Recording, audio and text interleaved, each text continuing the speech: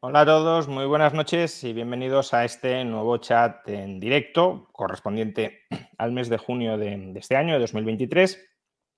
Y como muchos chats en directo, tenemos un patrocinador de este chat, una empresa que se ha decidido a apadrinarlo, que en este caso es una compañía que ya ha colaborado en otras ocasiones con este canal, que es TaxDown, que si no la conocéis por otros años, pues muy brevemente antes de empezar con el chat, se trata de una aplicación que podéis descargar gratuitamente, aunque tiene también su servicio premium, del que luego os hablaré, y que tiene como objetivo optimizar la declaración fiscal de los contribuyentes.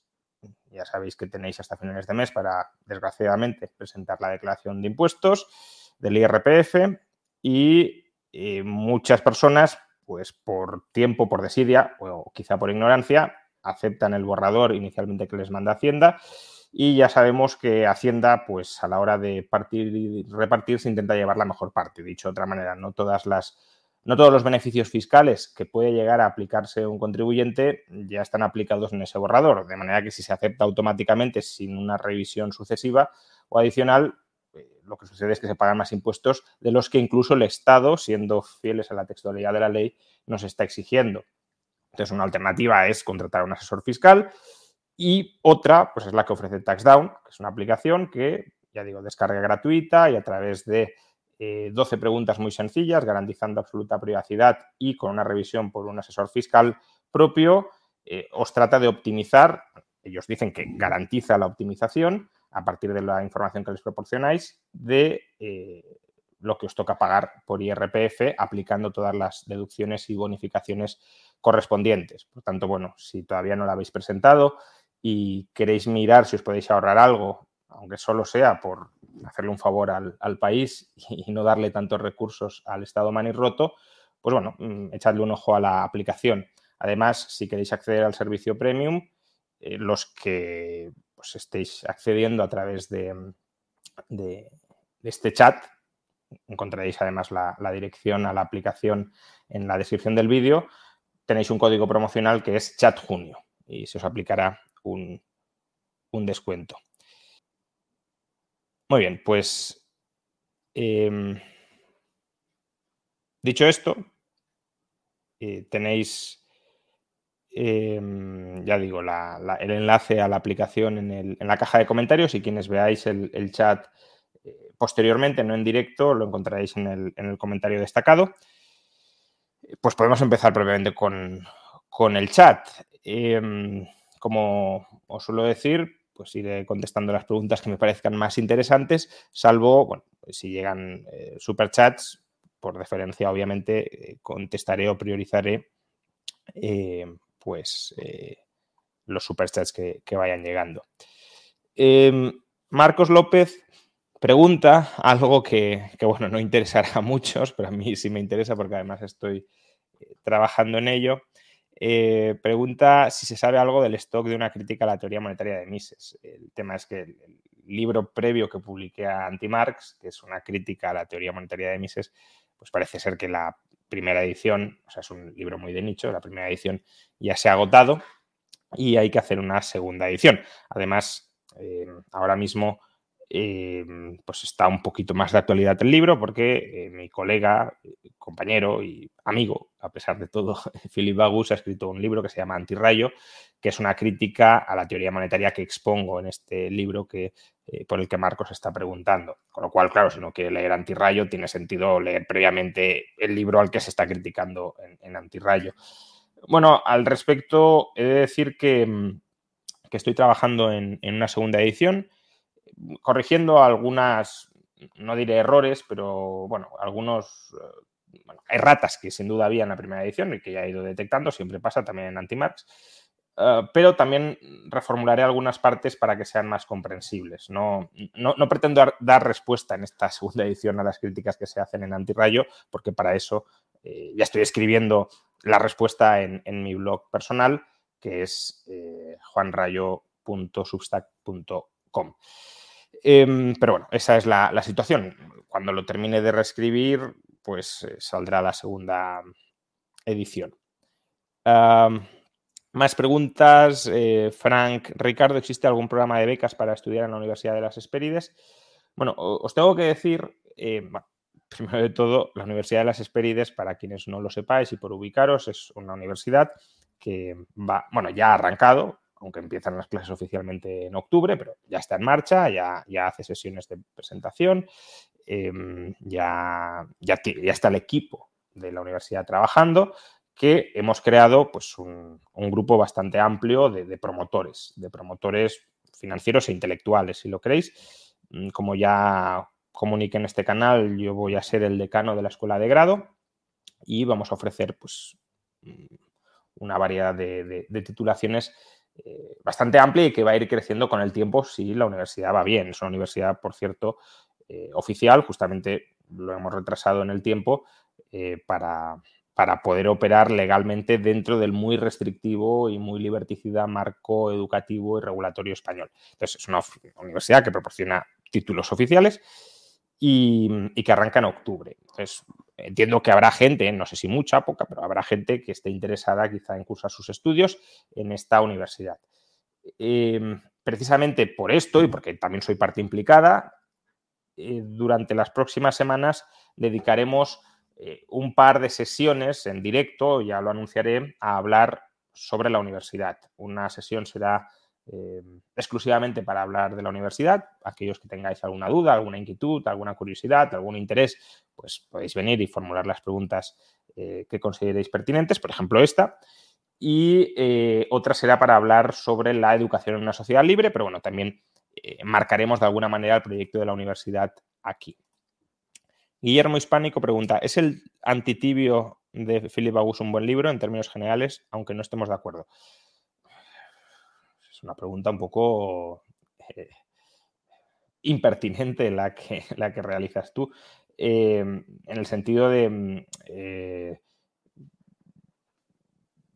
mis críticas contra el libro, yo creo que son, quizá erróneamente por mi parte, pero yo creo que son críticas muy contundentes.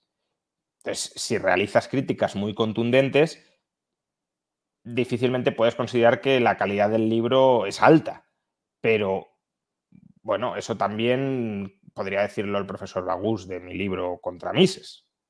Entonces, yo creo que la mejor forma de resolver esa cuestión, más que plantearle al autor que está siendo interpelado y criticado y que cree que es capaz de responder con, ya digo, contundencia, con rotundidad a las críticas efectuadas, lo mejor es leer los libros y contrastar y formarte tu propia opinión. Lecanca pregunta, ¿comparte la definición de Huerta de Soto de socialismo como todo sistema de agresión institucional libre ejercicio de la función empresarial? No, y ni siquiera diría que a día de hoy el propio profesor Huerta de Soto la comparta. Él mismo ha explicado ya en alguna ocasión que si hoy tuviese que reescribir el libro probablemente lo llamaría estatismo más que socialismo, pero la razón de llamarla socialismo, que yo creo que mucha gente lo interpreta como una forma de denostar el socialismo y de endilgarle al socialismo problemas y males que no son propios del socialismo, ¿no? Pues para el profesor Huerta de Soto el fascismo también entraría dentro de esta definición de socialismo. Entonces, como decir, no, es que los regímenes fascistas son socialistas. No, la intención del profesor Huerta de Soto cuando llama socialismo a toda agresión sistemática e institucionalizada a la función empresarial no es tanto esta, sino vincular la reflexión intelectual y académica que realiza en el libro con el debate tradicional sobre la imposibilidad del cálculo económico bajo el socialismo, extendiendo esa objeción al socialismo, extendiéndola válidamente o no, es otro debate, pero extendiendo esa objeción contra el socialismo a todo sistema intervencionista. Entonces, en lugar de haber dicho que al final el socialismo es un tipo de intervencionismo o de estatismo y que por tanto el teorema de la imposibilidad del socialismo debería ser una especie de teorema de la imposibilidad del estatismo, pues como que sigue presa de la inercia histórica de que ese debate es sobre el socialismo y se mantiene en esos términos expandiéndolos a toda forma de intervencionismo o estatismo. Y en lugar, ya digo, de redenominar socialismo como estatismo, lo que hace es redenominar el estatismo como socialismo. Pero bueno, creo que aunque tenga una justificación continuidad histórica de las ideas, creo que es una forma de denominar el libro y el teorema de la imposibilidad del socialismo extendido a toda forma de estatismo, que puede alejar a muchas personas que son socialistas y que tienen una definición muy clara, muy tradicional, muy convencional de socialismo, puede alejarlos de la lectura del libro por considerar que el libro, pues claro, si ya da esa definición obviamente errónea de socialismo, pues no tendrán ninguna entidad cuando desde luego sí lo tiene. Juan Lobato pregunta, Rayo, una pregunta, si la masa monetaria es X, ¿cómo es que cada vez hay mayores salarios y somos todos más ricos? ¿Va aumentando la masa monetaria sin generar inflación? Perdón si es muy básico. Pues no termino de entender la pregunta, a lo mejor es muy básica, pero es decir, primero, la masa monetaria puede... Primero habría que ver qué denominas masa monetaria. Quiero decir, solemos entender muchas veces masa monetaria como la oferta de base monetaria, de moneda fiat. Entonces, primero, una base monetaria constante es compatible con una oferta monetaria creciente porque hay otras formas de moneda o de dinero o de medios de intercambio que están basadas en el crédito bancario, por ejemplo. Y en ese caso, aunque el Banco Central congele la masa monetaria, la oferta monetaria puede crecer y, por tanto, nominalmente se pueden abonar mayores salarios. Pero es que, en segundo lugar, la masa monetaria, la base monetaria no se mantiene constante. De hecho, se ha incrementado mucho durante los últimos años. Pero es que, además, dices que si se mantuviera constante, ¿cómo podemos ser todos más ricos? Se puede ser más rico sin necesidad de que los salarios nominales aumenten. Tú puedes ser más rico incluso aunque tu salario nominal decrezca. Si el precio de lo que compras cae más que tu salario real o tu poder adquisitivo va en aumento.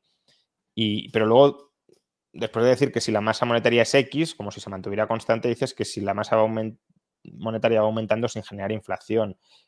Tampoco entiendo muy bien a qué te refieres con esto. Es verdad que la base monetaria puede aumentar sin generar inflación, incluso la oferta monetaria puede aumentar sin generar inflación, pero la base de nuestra prosperidad no es que aumente la base monetaria así o la oferta monetaria, según a qué te estés refiriendo, sin generar inflación. Entonces, bueno, he hecho varias reflexiones, pero no sé cuál de todas ellas es la que realmente buscabas. Jorge, ¿hay alternativa a que los estados regulen la competencia en el sector privado, tanto a nivel nacional como internacional, o se podría autorregular? En general, yo creo que bueno, creo que es claro, aquí hay mucha controversia, pero desde mi punto de vista, la competencia se puede autorregular en el sentido de que lo único que necesitas para que haya genuina competencia es disputabilidad. Es decir, que sea posible replicar modelos de negocio similares a los que existen a partir de la financiación que hay disponible en el mercado, que es muy abundante. Entonces, si tú puedes replicar modelos de negocio, y muchos modelos de negocio son replicables, incluso el propio marxismo te lo diría, porque la base de la teoría del valor-trabajo te lo diría, quiero decir que podría llegar a estar de acuerdo con esto, porque la base de la teoría del valor-trabajo necesita de esa reproducibilidad de los procesos de producción sociales. Si hay disputabilidad en el mercado, no es posible que los precios de las mercancías se eleven muy por encima del coste de producción, del coste marginal de producción, porque aunque solo haya una empresa en el mercado, si es posible reproducir un proceso de producción similar a este, en la medida en que intente abusar de su poder de mercado, otros entrarán o confeccionarán los planes para entrar y disputarle esa posición, y esa amenaza de los nuevos entrantes es lo que previene que intente abusar de su posición, ¿no? Esto no significa que actualmente no haya barreras de entrada. Las hay muchas y las hay cada vez más, pero esas barreras de entrada que dificultan o erosionan la disputabilidad, la competencia potencial, si lo queremos. O sea, no solo la competencia como las empresas que ya hay, sino como las que pueda haber en cuanto se detecten comportamientos anticompetitivos. Las barreras de entrada que están dinamitando, erosionando la competencia efectiva dentro de los mercados son en muchos casos barreras regulatorias de entrada. Es decir, son costes regulatorios que o bien impiden la creación de nuevas empresas o bien las someten a aprobaciones, regulaciones gubernamentales o administrativas que a efectos prácticos impiden la entrada de nuevos competidores y, por tanto, consolidan posiciones de poder. Entonces, tampoco quiero decir que cualquier situación por necesidad apodícticamente ha de ser necesariamente autorregulable la competencia, es decir, que toda competencia siempre deba ser disputable, pero muchos de los problemas de competencia que vemos hoy son como consecuencia de regulaciones estatales. Y regulaciones estatales que ni siquiera tienen por qué partir de los políticos, sino que muchas veces parten de los mismos lobbies organizados que presionan a los políticos para que impidan la competencia que dispute la posición de esas empresas asentadas. Entonces, más que buscar nuevas regulaciones que establezcan competencia en los mercados, habría que quitar regulaciones que impiden que haya competencia en muchos mercados. Adrimo 100, buena rayo para ti. ¿Son los derechos naturales del individuo verdades objetivas o crees que son relativos y que no existen de una forma objetiva? Bueno, depende de qué entendamos por existencia y por objetividad. Si lo que quieres decir con los derechos naturales es que hay determinadas reglas que son necesarias en sociedad para que los individuos puedan desarrollar sus proyectos de vida, sus propios proyectos de vida, y en ausencia de esas reglas los individuos no son capaces de desarrollar sus propios proyectos de vida de manera armónica y pacífica con otros individuos, entonces sí, claro que existen. Si a lo que te refieres es que de alguna manera el derecho está como están las piedras, pues no, pero eso nada, ningún derecho. El derecho es una prescripción y las prescripciones no se refieren al ser, sino al deber ser.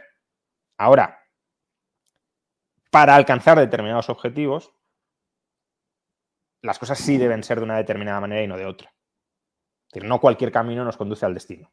Ahora, ¿hay que ir a un determinado destino? Pues ese es otro tema. Claro, si uno quiere una sociedad donde el individuo esté anulado o donde quien gobierne sea una minoría oligárquica dentro de una supuesta mayoría social, pues entonces no necesitas derechos naturales. Al contrario, son restricciones que dificultan ese objetivo. Si lo que quieres es que cada individuo imparcialmente pueda desarrollar su proyecto de vida en condiciones de igualdad jurídica, es decir, sin privilegiar de entrada, de partida, a nadie sobre ningún otro, pues entonces sí hay derechos naturales o sí hay restricciones naturales a el modo de organizar esa sociedad. Porque si no la organizas de una determinada manera, los individuos, o al menos algunos individuos, quedarán anulados frente a otros desde un punto de vista ya prepolítico incluso, es decir, antes de organizar las normas más concretas de la comunidad. Si te interesa ese tema, por cierto, esta perspectiva, hay un libro muy interesante que no defiende como tal el derecho natural, pero sí expone cuáles han de ser las restricciones de una sociedad, las restricciones jurídicas de una sociedad, y por qué han de ser esas y no otras, es decir, por qué no es relativo todo respecto a los objetivos buscados, que se llama The Structure of Liberty de Randy Barnett, la estructura de la libertad de Randy Barnett. No está traducido al castellano, pero sería un muy buen libro para traducir al castellano. Guillermo Hispánico, ¿se ha convertido la socialdemocracia realmente existente en el caballo de Troya del neomercantilismo? Menos Estado, menos amiguismo. A ver, sí, es un tema interesante, ¿no? Supongo que tu pregunta va por el lado de una vez generas un Estado muy grande, y la socialdemocracia es consustancial a un Estado muy grande, necesariamente ese Estado termina siendo capturado por lobbies. No solo por lobbies, también por la burocracia interna, por los propios partidos, pero en parte por lobbies. Entonces, los lobbies van a intentar redirigir ese Estado omnipotente o cuasi omnipotente a la satisfacción de sus propios intereses, que es cargarse la competencia. Entonces, en ese sentido, estados grandes y fuertes conducen a estados ceteris paribus, porque no es el único factor, por supuesto. Hay estados grandes que pueden ser menos capturados o estar menos capturados que estados más pequeños, pero, digamos, con un mismo nivel de cultura y de vigilancia y de supervisión social sobre la captura del Estado, con un mismo nivel, si lo quieres, de pesos y contrapesos a la captura del Estado, a mayor tamaño del Estado, más posibilidades de captura y de abuso. Entonces, Al incrementar el tamaño del Estado vas incrementando la probabilidad de captura y de abuso y de, en este caso, de captura por los lobbies para obtener beneficios cargándose la competencia. Entonces, en ese sentido, el neomercantilismo, que sería básicamente subordinar las necesidades del consumidor a las del productor, una especie de tiranía del productor frente a la soberanía del consumidor, sí que en parte se ve impulsado, aunque no sea una intención genuina de la socialdemocracia, que puede haber socialdemócratas que por alianzas y estrategia política también sean mercantilistas, pero sin ser algo consustanciado a la socialdemocracia, que en teoría debería ser más internacionalista y debería tratar de evitar ser capturada por lobbies que distorsionen el proceso competitivo en su propio interés privativo, la socialdemocracia, al incrementar el tamaño del Estado, sí alimenta las pulsiones mercantilistas. GAR 2112. ¿Qué opinas de los recientes movimientos de la SEC? Serán ciertas las posiciones cortas en Bitcoin de Gary Gensler horas antes de la denuncia. La verdad es que no he seguido el tema. O sea, obviamente estoy informado del titular, pero no sé hasta qué punto la acusación de la SEC tiene algún mínimo fundamento o no. Y expresando esta duda no quiero decir que haya visto visos de buen fundamento, es que simplemente no lo he analizado y por tanto no me puedo pronunciar, o no es prudente desde luego que me pronuncie sobre algo que no conozco. Ahora, que existe riesgo de corrupción y de abuso dentro de un Estado y que el Estado puede intentar instrumentalizar sus instituciones para cargarse amenazas potenciales a su imperium sobre la sociedad y que las cripto pueden ser una de esas amenazas, pues sí, todo eso es, por supuesto que es así, pero que no sé si en este caso concreto estamos ante un ejemplo más de esto o no. Es decir, que haya una potencialidad de que casi cualquier comportamiento del Estado tenga estas premisas y desarrolle estos vicios, estos comportamientos viciosos, no significa que por necesidad todos y cada uno de los comportamientos del Estado sigan este patrón. Y por tanto, aunque pueda oler mal, por sistema, lo que hace el Estado huele mal, pues no puedo opinar más concretamente, digámoslo así. Matías Petruccelli, ¿cree en Dios? ¿Es compatible el cristianismo con el liberalismo? Cuando en el Antiguo Testamento existen defensas de la esclavitud o robar y matar cananeos, porque Dios les prometió esas tierras a Abraham. Bueno, si el cristianismo es compatible con el liberalismo, pues depende cuál sea tu interpretación del cristianismo, ¿no? Claro, si haces una interpretación del cristianismo muy antiliberal, pues por definición no será compatible. Es decir, prácticamente en la formulación de la respuesta o de la pregunta más bien tienes tu propia respuesta. Ahora, hay interpretaciones del cristianismo, sobre todo, por ejemplo, flexibilizadas a través de la tradición del catolicismo. El problema del protestantismo es que al regir únicamente la escritura, la sola escritura, claro, te puedes encontrar, como dices, con textualidades que si no eres capaz de reconducir desde la propia escritura y toda la escritura, bueno, obviamente no soy experto en esto, pero puedes encontrar textos que se contradicen unos con otros y uno puede pensar que de la contradicción surge una especie de síntesis y de armonía, pero bueno, todo esto ya son interpretaciones que uno hace de la textualidad de las escrituras. Pero bueno, claro, si tú te quedas con unos pasajes de las escrituras que son frontalmente antiliberales y dices, no, esto es mi fe, pues entonces eso no será compatible, esa interpretación tan antiliberal del cristianismo. Ahora, si la relajas de otra manera, buscando, pues eso, aguar o disolver las interpretaciones más antiliberales de unas partes de los textos sagrados con otras partes que también encuentras, claro, en la Biblia, loas a la libertad individual bastante potentes. Pero bueno, si lo intentas de alguna manera reconciliar y decir, no, pero es que esto es una mera descripción histórica, pero no significa necesariamente una aprobación en el contexto actual, etcétera. O, sobre todo, tienes una especie de segundo nivel interpretativo, como es la tradición de la Iglesia dentro del catolicismo, que justamente va reinterpretando la escritura para adaptarla a los nuevos tiempos y, por tanto, potencialmente, aunque la Iglesia no quiere esto, claro, pero potencialmente compatibilizarla con el liberalismo, entonces sí puede llegar a serlo. Al final es qué grado de dogmatismo quieras imprimir tú a las interpretaciones más, no es que quieras imprimir tú, crees tú que ha de imprimirse a las interpretaciones más liberticidas del cristianismo. Daniel Martín, profesor, comparte los pronósticos que sitúan el auge de la inteligencia artificial como una revolución económica comparable a Internet en los 90. Bueno, depende cuál termine siendo el grado de desarrollo de la inteligencia artificial. Claro, si estamos en una curva de desarrollo exponencial como la que hemos vivido durante los últimos 5 o 6 años, pues bueno, es que creo que el pronóstico no es una revolución comparable a la de Internet en los 90, sino una revolución incluso superior a la que pudo ser la revolución industrial o la revolución agraria. Es decir, podemos estar o podríamos estar, si de verdad avanzamos, que eso es lo que no sé, porque no soy experto en este campo, como en tantos otros, y además ni siquiera los expertos están de acuerdo, no lo saben.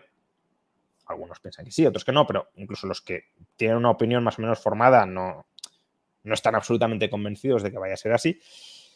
Pero si se termina comoditizando absolutamente la inteligencia y entramos en un proceso donde la inteligencia artificial se puede automejorar recursivamente y volverse cada vez más inteligente, y conseguimos, sobre todo, que yo creo que ese es el gran desafío, que los intereses, o los objetivos al menos, primarios y secundarios que vaya desarrollando esa inteligencia artificial no sean incompatibles con la supervivencia del ser humano, es decir, con nuestros propios intereses, pues entonces sí estaríamos ante una revolución económica, yo creo que de dimensiones inconcebibles.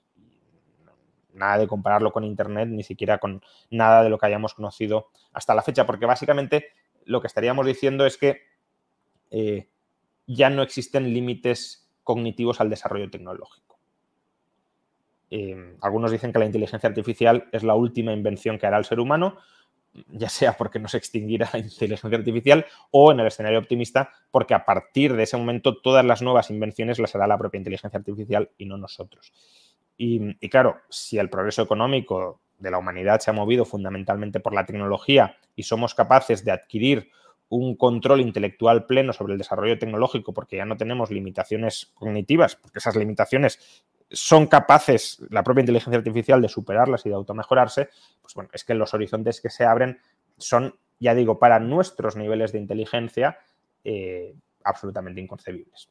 Entonces, cualquier pronóstico a medio o largo plazo que se haga con la inteligencia artificial, con toda la incertidumbre que existe sobre cómo se va a desarrollar y si se va a desarrollar con cierta compatibilidad con los intereses humanos y sobre todo que no entendemos ni siquiera bien que puede ser una inteligencia de 5.000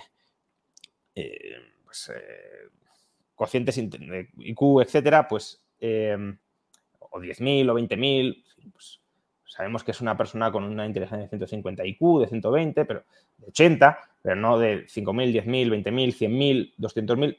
Como no podemos entenderlo, comprenderlo, pues no es posible, bajo esos escenarios que no sabemos si van a llegar o no, pero que pueden llegar, pues, entender cómo podría ser el mundo en ese contexto. David Gómez, ¿qué herramientas y metodologías utiliza para organizar sus referencias, tomar notas? Bueno, a ver, las referencias y las notas las suelo tomar cuando estoy escribiendo un libro y para mí los libros son proyectos de investigación. Es decir, ya lo he contado muchas veces, yo no escribo sobre lo que sé, sino sobre lo que no sé y sobre lo que quiero aprender. Quiero aprender en profundidad, claro. Puedes saber superficialmente de muchas cosas, pero no con un grado de profundidad suficiente como para escribir un libro, o al menos escribir un libro con cierto nivel de exigencia como el que me marco yo y el que debería marcarse cualquier persona que quiera escribir un libro, según mi punto de vista. Entonces, ahí, claro, te fuerzas a leer muchas de las cosas que necesitas saber para escribir tu libro y ahí vas extrayendo referencias y notas, ¿no? Entonces, al final, yo un poco como opero es formándome primero un esquema básico sobre el argumento que quiero efectuar, que luego voy ampliando, revisando, corrigiendo, etcétera, y luego lo nutro de referencias. O sea, una vez más o menos ya tengo la idea clara, muchas lecturas complementarias que haces ya refuerzan esa idea, si lo has entendido bien, claro, si no, siguen corrigiendo y revisando. Y claro, al reforzarla, pues te permite aportar muchas referencias, enriquecer el texto, pero ya enriquecerlo no con lo fundamental, no con la espina dorsal, ¿no? Sino con todas las florituras de referencias que pueda haber alrededor. Eduardo Sánchez, ¿qué opina de lo que hizo Bukele de reducir alcaldías de 200 y pico a menos de 50? Por otro lado, tenemos un mes de hiatus de One Piece, vas a sufrir mucho. No, realmente estoy un poco perdido, bueno, no perdido, pero desenganchado con el manga bueno, pues porque no tengo tiempo, básicamente, con el manga, con el anime porque no tengo tiempo. Entonces, no me voy a enterar. En cuanto a lo de Bukele, no conozco la situación de El Salvador. En principio, la reducción del número de alcaldías me parece una mala decisión porque institucionalmente yo soy muy partidario de la descentralización y cuanta más descentralización, mejor. Ceteris paribus, de nuevo. Eso significa que la reducción del número de alcaldías, en tanto en cuanto implican movimientos centralizadores, pues lo que hace es reducir espacios de competencia jurisdiccional y, por tanto, pesos y contrapesos institucionales al abuso de poder político. Dicho esto, no conozco la situación de El Salvador, como ya he señalado, y también es cierto que la descentralización, si tú tienes un órgano centralizador que sea más honesto que los órganos descentralizados, a corto plazo puedes experimentar una cierta mejora reabsorbiéndolos, ¿no? Si tú tienes un montón de alcaldías corruptas que abusan además de sus ciudadanos y te llega pues, una especie de burócrata que las absorbe y que no es corrupto y que no quiere abusar de su poder, etcétera, pues claro, ese puede ser un cambio a corto plazo a mejor. No lo niego. El problema es que ese diseño institucional genera de nuevo los incentivos para que el abuso de poder y la corrupción resurja corregido y aumentado a ese nivel superior. Entonces, no sé exactamente por qué lo ha hecho Bukele. Me imagino que por algunos de estos temas y a lo mejor tiene razón en el objetivo a corto plazo de luchar contra la corrupción local, contra el abuso de poder por esa vía, suponiendo que no sea Bukele el que esté abusando del poder, que ya no lo sé, vamos, no conozco el caso, pero bueno, suponiendo que tenga razón en eso, cuidado porque ese nuevo diseño institucional a largo plazo tiende a ser peor que la descentralización jurisdiccional. Enrique López, ¿qué opina sobre los vídeos de Ruzarín? Pues no los veo, entonces no puedo opinar. Más o menos sé algunas de las opiniones que tiene, pero no lo sigo, entonces tampoco puedo. Me gustaría que algún día puedas hacer un debate con él o vídeo respuesta. Veo que muchos jóvenes le siguen. Bueno, si él quiere debatir, yo no tengo ningún problema, ningún inconveniente. Javier Pérez Algarra, recomendación para selectividad de economía. No sé muy bien a qué te refieres, porque el examen de selectividad pues te pondrá el que sea. Ahí no te puedo recomendar mucho. Bernardo Bustos, ¿crees que con la ley trans puedo identificarme o autopercibirme como persona no tributante y dejar de pagar impuestos en España? Pues hombre, no con la ley trans, obviamente, pero creo que estaría muy bien que se habilitara la objeción fiscal, ya no en España, sino en cualquier país, de la misma manera que se ha habilitado la objeción de conciencia en el campo del servicio militar obligatorio, hasta que se abolió el servicio militar obligatorio. Pues lo mismo con la fiscalidad, porque al final son prestaciones obligatorias o debidas al Estado y de la misma manera que uno podía objetar en conciencia que no quería cumplir esa obligación que unilateralmente le imponía el Estado, la obligación de defender o de aprender a defender a su comunidad, a su país, pues también uno puede o debería poder objetar tributariamente: yo no quiero contribuir a esta máquina de corrupción, de expolio, de coacción masiva que es el Estado. Raúl, ¿qué opinas sobre que la mejor forma de realizar en la práctica el principio de maximin de roles podría ser un mercado total o casi totalmente liberalizado? Sí, bueno, no es tanto el principio maximin de roles, sino el principio de diferencia. Entiendo que es lo que estás preguntando. Bueno, que al final también está vinculado a ese... O sea, al principio de diferencia llegas a través del principio maximin, ¿no? Esa es la tesis de John Tomasi, por ejemplo, o también de Jason Brennan, que tiene un paper muy interesante donde dice que la mejor forma de de alcanzar el principio de diferencia de Rawls es no haciendo caso al principio de diferencia. Básicamente, dejar un mercado totalmente liberalizado. Sí, creo que esa tesis tiene mucho sentido. Es decir, el crecimiento económico en un mercado libre tiende a beneficiar, no necesariamente proporcionalmente, o sea, la evidencia señala que proporcionalmente. Es decir, que si a largo plazo, si la economía crece un 20%, los ingresos de los más pobres crecen un 20%. Es verdad que parte de ese crecimiento puede ser capturado por élites extractivas y ahí justamente no tendríamos, según cómo sea esa captura, un mercado libre, y precisamente por eso no estaríamos en el presupuesto que tú planteas. Pero también es posible que en algunos casos las propias dinámicas sociales no conduzcan a que los ingresos de los más pobres aumenten proporcionalmente al crecimiento de la economía, sino por debajo. O sea, que aumenten, pero por debajo. Pero aún así, la forma de maximizar el crecimiento y, por tanto, de maximizar a largo plazo, sostenidamente, el crecimiento de los ingresos de los más pobres, que no frene ese crecimiento económico y, por tanto, también el de los más pobres, sí es el mercado libre. Eso no significa que la solución o el camino sea un camino de economía mercantil completamente asocial o antisocial, ¿no? Es decir, a lo mejor el término no es mercado, sino porque, claro, mercado se refiere a la producción y distribución de mercancías, pero el término sí puede ser sociedad civil libre y no dirigida por el Estado.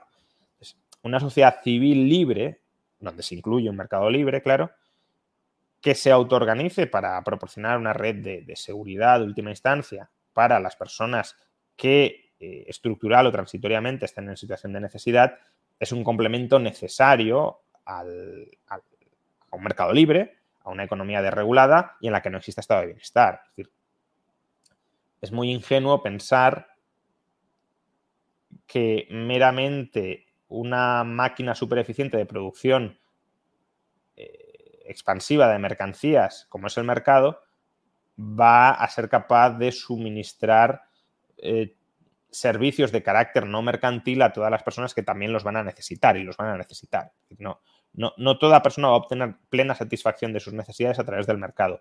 Eso no significa que la alternativa al mercado sea el Estado, que este es el error que cometen muchos. La alternativa a un mercado libre, a una mercantilización de la coordinación social, son lazos sociales, voluntarios y cooperativos al margen de lo mercantil y al margen del Estado.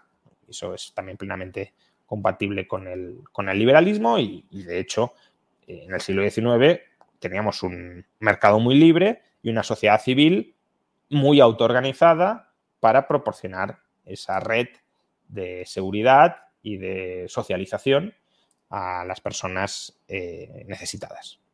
Necesitadas, puede haber algunas que sean estructuralmente, pero ya no me refiero a las estructuralmente solo, sino cualquiera de nosotros puede caer en una situación de necesidad en un determinado momento y hace falta. Todos queremos que haya algo que nos sostenga si nos caemos. Creo que nadie está libre de caer en algún momento, incluso las personas que pueden ser más exitosas en una determinada coyuntura pueden dejar de serlo, incluso aunque sea por causas que no les son imputables, estafas y demás, y nadie querría caer al vacío, ¿no? Entonces, esa red o te la proporciona el Estado, pues si la queremos y no la proporciona la sociedad civil, pues exigiremos mayoritariamente que la proporcione el Estado, y si no la proporciona el Estado, el mercado no la proporcionará del todo y la alternativa pues es la sociedad civil autoorganizada, pues sociedades de ayuda mutua, sindicatos no privilegiados, comunidades de vecinos, etc. Asociaciones vecinales me refiero. David Torregrosa, ¿vas a ir a China con Adrián Díaz Marro? No, y aparte yo creo que él cuando planteaba la invitación ya sabía que no iba a ir, justamente porque no invitó, ¿no? Se lo preguntaron, ¿por qué no invitas a, no sé si era Fernando Díaz Villanueva, no recuerdo a qué otro le plantearon invitar y dijo, porque esos otros aceptarían. Entonces, bueno, un poco de teatrillo de redes, que está bien, formular la invitación, pero no tengo tiempo para ir a China, y si fuera a China iría con mi familia, yo solo por mi cuenta y no para sumergirme en un debate político adicional al que ya tengo todos los días por las redes. Es decir, serían vacaciones y no tour ideológico por China. ¿A qué se debía vuestra discusión? Pues ahora mismo no recuerdo. Creo que se debía a que, si no recuerdo mal, a si el yuan puede terminar siendo moneda de reserva global.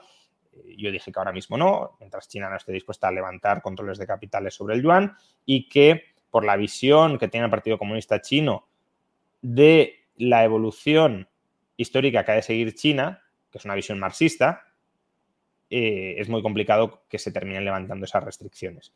Eso no significa, que a veces se malinterpreta, que China hoy sea un estado comunista. Claro que no lo es. China es un estado tan o más capitalista que muchos otros estados propiamente capitalistas. Pero es que el capitalismo no es contrario al marxismo.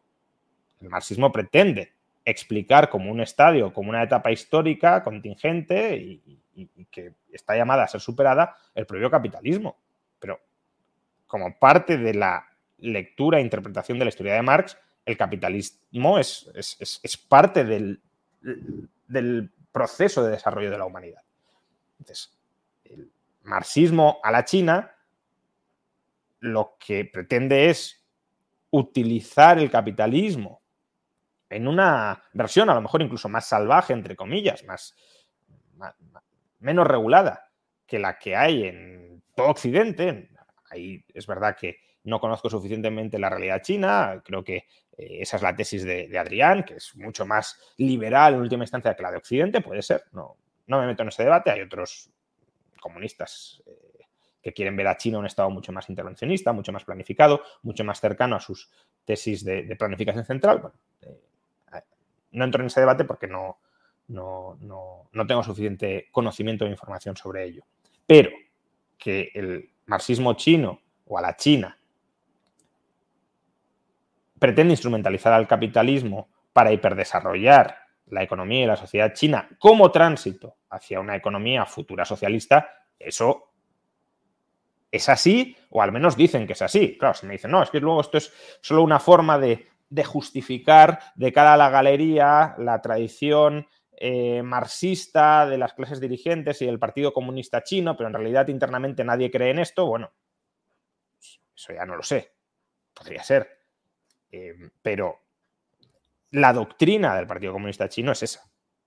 Y claro, si esa es la estrategia política que implementan, aprovechémonos del capitalismo para avanzar progresivamente hacia el socialismo, no necesariamente el año que viene o en 10 años, a lo mejor en 50, en 100 o en 150, pero si esa es la trayectoria, irán yendo hacia una economía cada vez más centralizada y cada vez más planificada. Insisto, no a 5, 10 o 20 años, no necesariamente, eso lo decidirán ellos mismos, pero sí es la trayectoria a largo plazo que deberían seguir, y eso es incompatible con que su moneda, salvo que se convierta en un imperio planetario, que su moneda sea una moneda de reserva global. Rodolfo Díaz, gracias por todo, Rayo. Te pido un saludo a mi novia Denise, que siempre te vemos y te está escuchando. Pues bueno, un saludo muy cordial. Jorge Villanueva, hola profesor Rayo, ¿existe realmente un centro político para unificar facciones de izquierda y derecha a largo plazo? Bueno, es que esto del centro o esto de la derecha y de la izquierda, pues depende cómo lo defina cada uno, ¿no? O sea, al final, no sé, el fascismo es de izquierdas o de derechas. Pues según los parámetros que escojamos, será de izquierdas o será de derechas, ¿no? Alguien que identifique la izquierda con el socialismo, pues evidentemente el fascismo será de derechas, porque lo verán como una maniobra del capital para sojuzgar al movimiento obrero. El fascismo es antiobrerista, por ejemplo. Entonces, claro, si identificamos la izquierda con el obrerismo o incluso con la oposición al predominio del capital, pues claro, el fascismo no es opuesto a que predomine el capital o a que el capital tenga un papel importante dentro de la planificación y de la dinámica social. Lo que busca es de alguna manera reconciliar a través del Estado los intereses de capital y trabajo. Pues bueno, si adoptamos esa visión de la izquierda, pues entonces el fascismo será de derechas. Si en cambio vinculamos la derecha como hace por ejemplo Coinel-Ledin, a la libertad y la izquierda a la igualdad, pues habrá nacionalistamente, por ejemplo, el fascismo se acercaría a la izquierda. Porque el fascismo, bueno, es verdad que también cree en cierta estratificación dentro de la propia sociedad, pero al final ve una comunidad nacional unificada. Y por tanto ahí primaría un elemento de mayor unidad dentro de la etnia, de la raza, de la nación, frente a todo lo demás, ¿no? Y además el fascismo es puramente antiliberal. Entonces, bueno, depende un poco cómo definamos los términos. Son términos, pues, obviamente muy contestados porque tienen mucha carga ideológica y claro, si uno consigue asociar a la izquierda, por ejemplo, el fascismo, pues los que se declaren de izquierdas, aunque no sean fascistas, como que ya estás diciendo que son fascistas o filofascistas cuando no tienen por qué serlo, ¿no? Y a su vez, si vinculas el fascismo a la derecha, pues aquellos que sean no de izquierdas o incluso contrarios a la izquierda, pues en un eje binario, pues si no eres de izquierdas eres de derechas, y si el fascismo es de derechas, pues entonces tú también eres fascista, aunque no tengas nada de fascista. Entonces, ¿qué es el centro? Pues claro, el centro está a medio camino entre lo que definamos como izquierda, que es bastante arbitrario, y lo que definamos como derecha, que también es bastante arbitrario. Estaría pues cogiendo un poquito de los dos sin escorarse demasiado hacia ningún lado. Bueno, ¿en este sentido existe centro? Pues sí, claro, entre izquierda y derecha, definidos como los definas, siempre habrá un centro que no estará plenamente ni en un lado ni en el otro, pero será bastante arbitrario. Guillermo Hispánico, ¿no crees que mejor que privatizar sería eximir fiscalmente a los que no usen servicios públicos? ¿Existen ejemplos actuales de eso? Sí, bueno, o sea, mi propuesta va un poco en esa línea, ¿no? Más que una transformación desde arriba completa y radical, una replanificación del Estado, iría más por la vía de la secesión individual del Estado. Parte de esa secesión individual se plantearía, pues eso, si usted no quiere utilizar los servicios del Estado, no pague por ellos. Eso no significa que aquellos que quieran seguir formando parte o que no quieran secesionarse de esa comunidad política y de los servicios que ofrece, pues bueno, los sigan contratando, entre comillas, con las condiciones que establece el propio Estado, fiscales, para bueno, pues, que haya una cierta redistribución y que haya una cierta provisión de esos servicios comunitarios, en este caso a través de la comunidad estatal. Claro que ahí hay un proceso de selección adversa también muy, muy fuerte, ¿no? Los que paguen más y reciban menos, los contribuyentes netos tenderían a secesionarse, y los receptores netos, los que paguen menos y reciban más, pues querrían quedarse. Y claro, si se van los que pagan y se quedan los que cobran netamente, pues eso no es sostenible fiscalmente. Pero sí es verdad que existe, como se nos dice que existe, un sentimiento de empatía, de solidaridad, de ayuda mutua, y que el Estado tiene cierta ventaja organizativa a la hora de bueno, pues, proveer esos servicios de ayuda mutua, de red de solidaridad común, pues entonces, digamos, se irían los insolidarios, pero eso no impediría un funcionamiento medianamente decente de esos servicios. Joshua Beckstein, ¿me podrías mencionar cuáles son los errores más graves de von Baber? Pues no sé, claro, es que errores de toda la obra de von Baber, pues a ver, su definición de capital no me gusta, básicamente bienes de capital, acumulación de bienes de capital, de bienes de producción intermedios. Ahí creo que la definición de Marx y de Menger es bastante más acertada, como un valor que se busca autovalorizar. El capital es una estimación mental del valor social de los medios de producción, de la capacidad que tienen los medios de producción de generar utilidad para terceros. Esto no es lo que dice Marx. Marx es un valor que se autorrevaloriza, pero bueno, la idea es un poco la misma. Es un valor que genera valor, ¿no? Para Marx el valor es trabajo, para los subjetivistas el valor es utilidad. Pero bueno, entonces es un problema. El concepto de periodo medio de producción también está mal definido. Otro, que el tipo de interés no depende únicamente de la preferencia temporal, sino también de la aversión al riesgo y de la preferencia por la liquidez. Otro podría ser la influencia de la demanda de inversión sobre la preferencia temporal, que von Baber trata de integrar de alguna manera con la llamada Drei-Gründe, la tercera razón, sobre la determinación de las causas del interés. Ahí Irving Fisher, en su libro La teoría del interés, con con su concepto de rentabilidad sobre costes, si no recuerdo mal el término exacto que utiliza Fisher, creo que efectúa una reformulación más precisa de la teoría del interés de von Baber. Tampoco von Baber considera, por ejemplo, la posibilidad de tipos de interés negativos, aunque abre más la puerta a ellos que, por ejemplo, Mises. No sé, bueno. Luego también es controvertida la distinción que establece von Baber, que aunque aquí no tengo una postura muy clara, pero entre bienes y derechos, ¿no? Como si los derechos no fueran bienes. Bueno, las hay, ¿no? Y luego críticas que le hace Marx, pues también se podrían matizar algunas. Marino 087, ¿qué opinión tienes del Partido Libertario de España? Bueno, pues una formación política muy meritoria y con muy buenas intenciones, pero que pues políticamente de momento no tiene tracción, ¿no? Ojalá algún día la tenga. Cristina Wamba, de cara al 28J, supongo que te refieres al 23J, es decir, el 23 de julio, elecciones generales en España, ¿qué partido político da más libertades y facilidades a los autónomos? Felicidades por el doctorado honoris causa de la Marroquín. Todavía no han publicado los programas, pero aquí sí que hay una prueba del algodón, yo creo que con respecto solo a esto, cuando estén publicados los programas. A lo mejor ni los publican, porque últimamente ya los programas, como no se los lee casi nadie y van más a consigna, pues muchas veces ni los publican o sacan una hoja de puntos genérica y ya está. Pero yo creo que una prueba del algodón para evaluar qué partido es más favorable a los autónomos es aquel que prometa derogar la última reforma del régimen de cotización de los trabajadores autónomos, que les impone una cotización a los autónomos estratificada por tramos y les arrebata, por tanto, la libertad de elegir su base de cotización. El partido que proponga derogar eso, o los partidos, si hay más de uno, que no creo que lo vaya a haber, que proponga derogar eso, pues será el que dé un trato más favorable a los autónomos.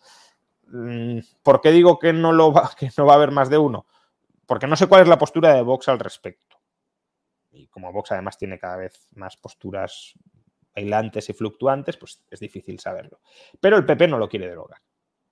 Y el PSOE, por supuesto, tampoco, porque lo ha aprobado, y Podemos, o Sumar, o como se llame ahora la cosa, tampoco, porque también lo ha apoyado y lo ha defendido desde un principio. Con lo cual, como mucho, lo querrá derogar Vox, y tampoco tengo claro que quiera derogarlo, con lo cual probablemente ninguno, y como mucho, uno. Ya veremos.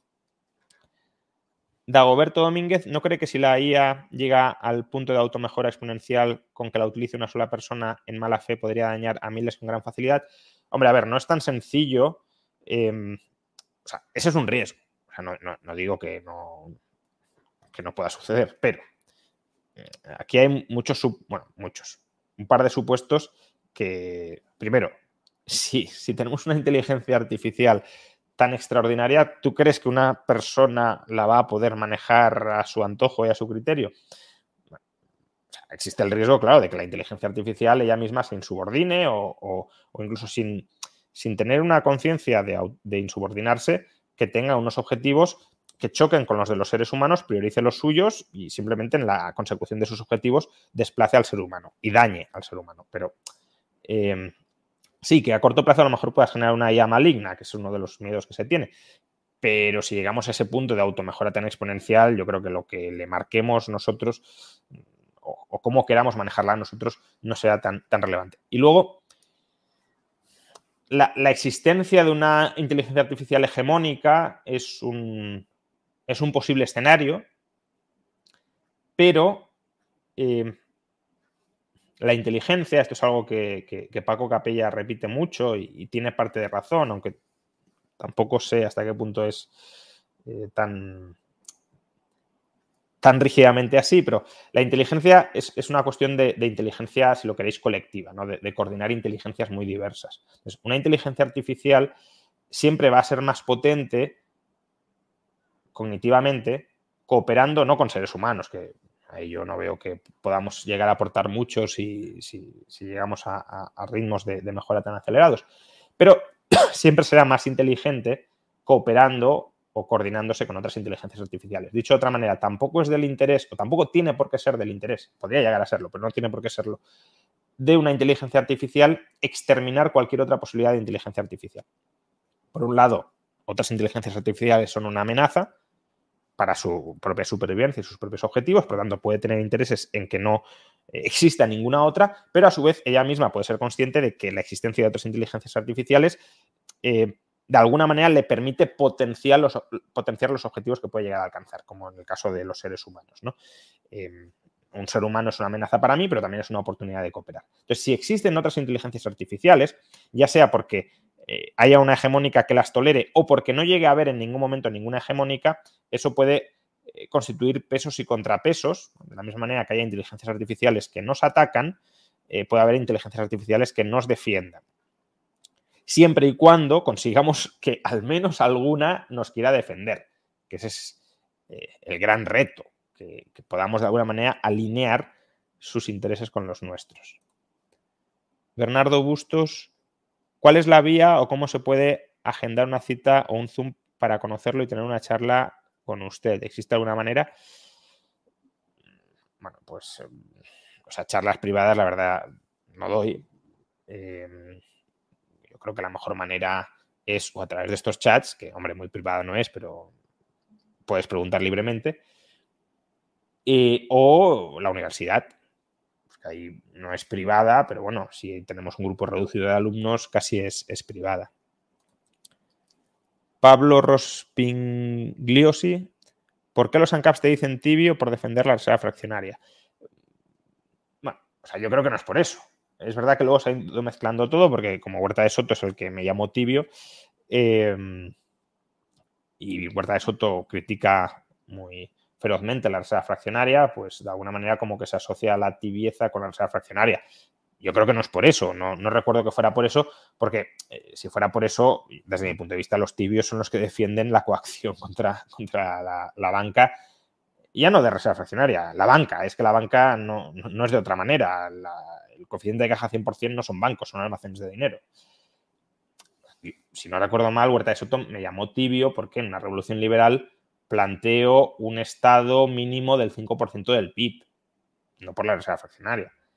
Claro, frente a un anarquista plantear como posible, no sé si deseable, en el libro digo que no sé si es lo deseable, pero al menos frente a la situación actual sí deseable y posible, un estado del 5% pues que es una tibieza, ¿no? Bueno, sí, desde ese punto de vista, claro, si tú eres ANCAP, pues cualquier cosa que no sea ANCAP, aunque el ANCAPismo sea disfuncional, que eso es lo que todavía no ha demostrado nadie, que sea que una sociedad sin Estado pueda ser plenamente funcional y estable.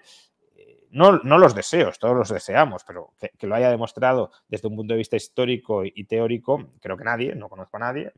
Argumentos sueltos y casi de cherry picking los tenemos casi todos, pero con una teoría sólida detrás, con un modelo, si no queremos teoría, con un modelo sólido detrás ninguno. Pues claro, si todo lo que no sea ancapismo es tibieza, pues sí, claro, expresar dudas sobre la viabilidad de la anarquía liberal, pues es propio de tibios, no de personas honestas que dudan de lo que saben y sobre todo dudan cuanto menos saben o cuanto menos certezas tienen sobre algo, sino de herejes que no se suman al dogma, ¿no? Pero bueno, dicen, no se necesitaría al Estado para imponer el 100%ismo. Esto tampoco, ¿no? Porque en anarquía habría delitos y habría persecución de los delitos, ¿no? Un criminal pues sería perseguido. ¿Quién lo perseguiría? Pues si no hay Estado, pues lo perseguirían otras autoridades sociales que tuvieran esa función. Algunos piensan en empresas privadas, otros en la propia comunidad voluntariamente organizada y permitiendo la posibilidad de secesionarse y, por tanto, no un Estado soberano que encierre a la gente dentro de su jurisdicción. La cuestión es que para que el anarquismo sea viable, y esa es una de mis dudas, claro, cómo se viabilizaría por esa vía, pero para que el anarquismo sea viable hay que perseguir el delito. No puede ser que no. Aquí los asesinatos o los robos a la libre autoorganización de cada cual. No. Si fuera así, pues el anarquismo no duraría nada. Entonces, de la misma manera que si hay un anarquismo viable que persiga delitos, uno de los delitos ellos lo conciben como la reserva fraccionaria, pues perseguiría la reserva fraccionaria. Otra cosa es que a mí me parezcan los argumentos jurídicos para calificar de delito la reserva fraccionaria, pues argumentos jurídicos pésimos. Y si alguien quiere entrar en ese debate, pues que busque una charla mía en mi propio canal o en el Juan de Mariana, porque está subido en los dos lados, que se llama algo así como Problemas económicos y jurídicos del coeficiente de caja 100%. Ariel Morejón, ¿crees que si Milei gane te postularías como presidente de España? No, o sea, eso, aunque gane con el 100% de los votos en Argentina, yo no me voy a postular en ningún caso a presidente de España, ni pensaba que ibas a decir si le asesorarías o algo, que tampoco, porque yo no conozco la realidad de Argentina y hay muy buenos economistas en Argentina, pues del propio Milei, ¿no? Pero otros muchos economistas buenos en Argentina, los Kachanowski, por ejemplo, que bueno, más allá de las fricciones personales que puedan tener, que le pueden aconsejar muy bien, pero vamos, lo que obtenga Milei en Argentina, ojalá gane si gana y aplica lo que la agenda libertaria que dice que quiere aplicar, y que ojalá si la va a aplicar, la pueda aplicar y salga todo lo bien que pueda salir. Pero eso no va a influir en absoluto si yo me voy a presentar o no, ya te lo digo. La respuesta es no, no me voy a presentar en ningún caso, gane con 100% o pierda con el 0. Ángel TR 225, ¿cuál sería una solución a la gentrificación en las ciudades principales como México y Medellín? Últimamente suena mucho eso entre la izquierda.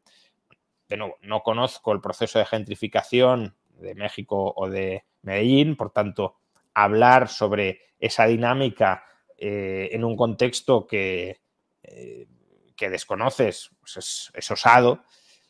Pero bueno, primero la gentrificación tiene pros y tiene contras.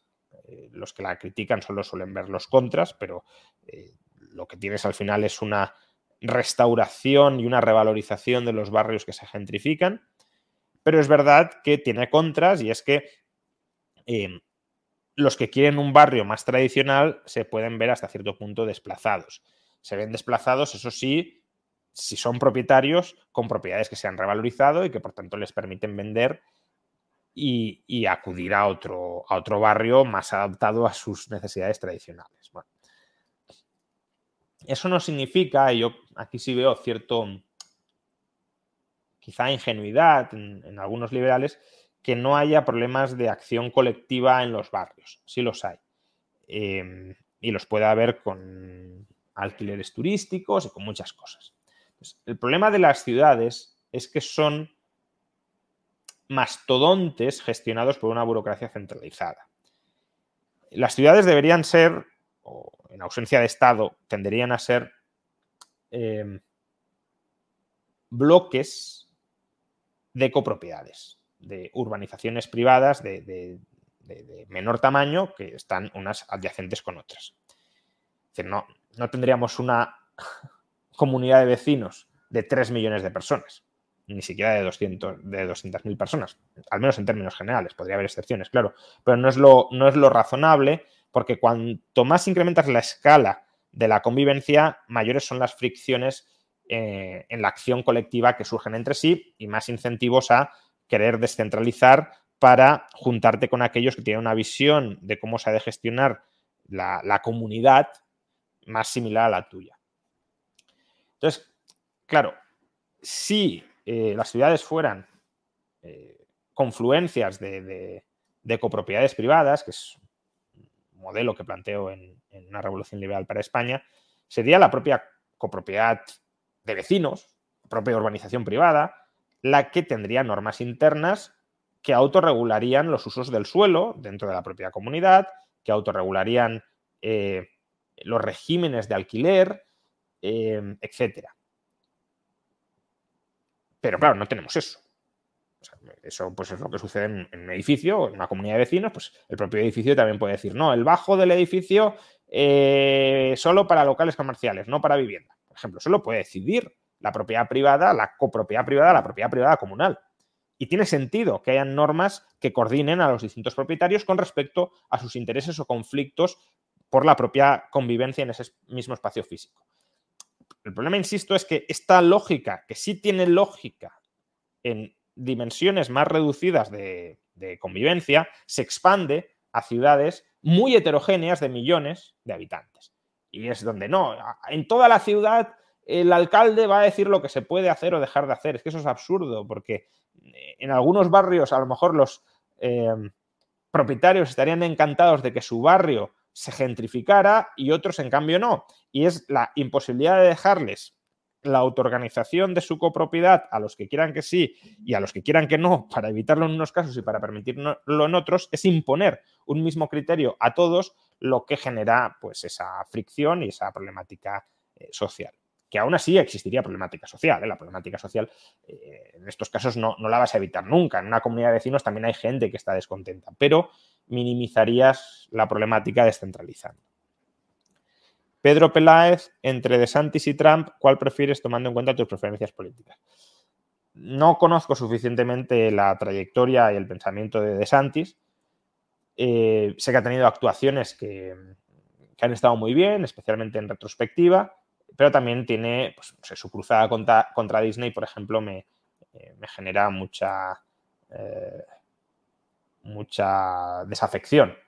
No tanto porque suscriba la agenda woke de Disney, que no, sino porque es su propiedad privada, y en su propiedad privada hacen lo que quieran y tú no tienes por qué represaliar fiscalmente a una empresa porque su agenda política o ideológica no te guste. ¿Bien?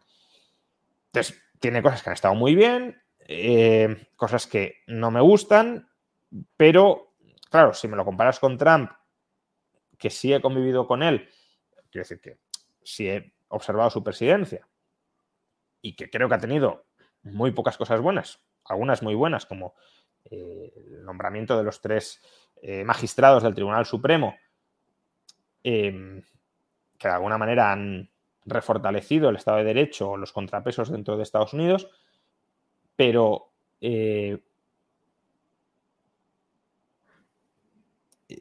fue una sucesión de dinámicas populistas y frentistas, por ejemplo, frente a China, continuadas a lo largo de su mandato, que ahora Biden las ha continuado. Es decir, muchas de las peores cosas de Trump no han desaparecido con Biden, sino que incluso han ido a peor. Pero, claro, si la línea va a ser esa, pues no es Trump alguien que va a ser de mi agrado. Santis, pues no lo sé, y por eso quizá la posibilidad pesa en este caso más o menos que la certidumbre, ¿no? Rodolfo Díaz se ha hecho miembro del canal, muchas gracias. Bueno, también os recuerdo que os podéis hacer miembros del canal y también, por cierto, os recuerdo que si queréis que este directo llegue a un mayor número de personas, pues dadle a like para que se visualice en mayor medida. David, inmobiliarias solo cobran a propietarios. Opinión, a ver, al final esto da un poco igual. Quiero decir, si tú le cobras al propietario una comisión, ese propietario te la va a intentar repercutir en el precio que te marque de alquiler o de compraventa. Y al revés. O sea, eso sí, el propietario tiene mayor poder de negociación. Y al revés, si es el comprador el que tiene poder de negociación, aunque te la cobren a ti, se la vas a descontar al propietario. Por tanto, es un debate muy leguleyo y muy estéril, al menos para los futuros tratos y contratos. Es verdad que si hay operaciones ahora mismo a medio cerrar, donde ya se habían pactado las cosas, sí que se pueden dosar esas comisiones sin que, atendiendo la ley, se reformulen los contratos. Pero para los nuevos contratos y las nuevas negociaciones, de cara a la galería. ¿Qué valoración tienes de la economía rusa? Pues que ha aguantado mucho mejor de lo que se esperaba. Se esperaba. Había gente que se esperaba que aguantara mejor. Tampoco quiero generalizar mis expectativas a las expectativas global de la población. Pero más de lo que yo esperaba, más de lo que mucha otra gente también esperaba.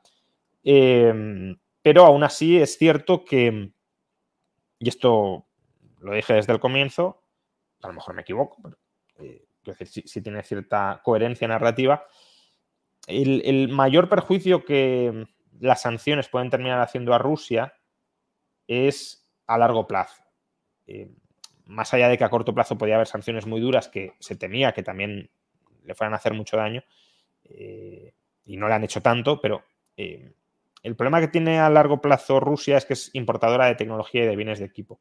Y si tú le cierras la puerta a la importación de tecnología y de bienes de equipo, su stock de capital se va deteriorando. Obviamente, Rusia está intentando alcanzar esa tecnología y esos bienes de equipo por otra vía, pues básicamente no comprándoselos directamente a quienes los producen, sino a terceros países que no están sancionados.